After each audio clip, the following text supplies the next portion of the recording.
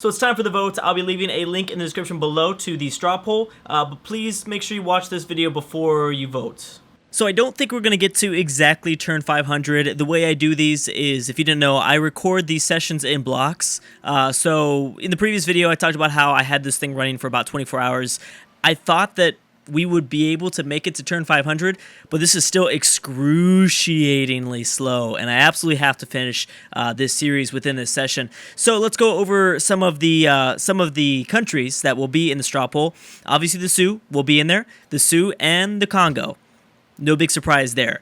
I feel like we should maybe we should have included Rome, but obviously, it's pretty obvious that Russia would have ended up taking so much away. So obviously Russia will be in it, but I'm going to say no to Rome. They were really close. If they didn't fall to Catherine at the very last second, then yeah, I mean, why not? But yeah, I mean, they're going to lose their capital here, which is not good. There's no doubt in my mind that in 10 turns they would definitely lose their capital. So yeah, we have Russia.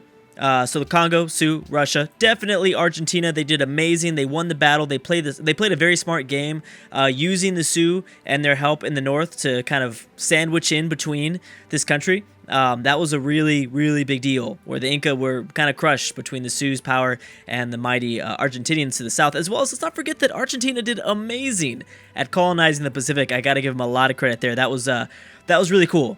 That was very cool to see. No one really from the Pacific ended up being that amazing. Australia did good, and Ethiopia did good, but then they lost everything to the Congo. The Australians and the Indonesians were so close, but they didn't colonize fast enough. They really needed to colonize faster, and then maybe they would have been a bigger player here in this campaign.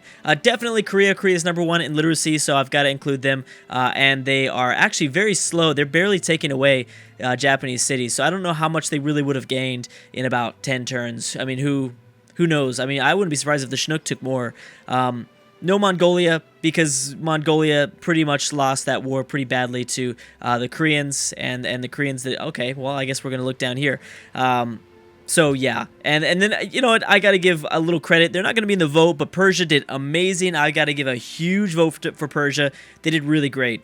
Persia did a really good job. They were very entertaining. But yeah, they can't be in the vote for the world powers, so there is definitely going to be 5 people: Korea, the Sioux, Argentina, Russia, and the Congo. And that seems like a pretty evenly nice vote there. Again, so just because we see somebody win, just because whoever has the most votes in the straw poll, we're not necessarily going to go with that winner. But I love including you guys in the decision making.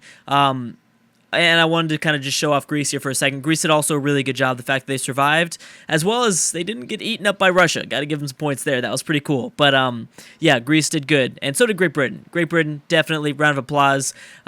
Great job. They needed to attack Norway, but maybe in another 100 years they might have. Who knows? Another one is that Washington survived. So yeah, they survived. But so did California. California also did a really good job, and the Chinook is actually still trying to move through this territory. So yeah, just because somebody gets a lot of votes in the straw poll does not mean that we're going to go with that result. As well as when it actually turns out that usually there's a person in the comment section below these videos that makes a really good argument for a certain civ that wins, and sometimes like the logic will get to me. It's like, yeah, this guy actually has a very good explanation why this civ should win, and that's usually what I end up choosing.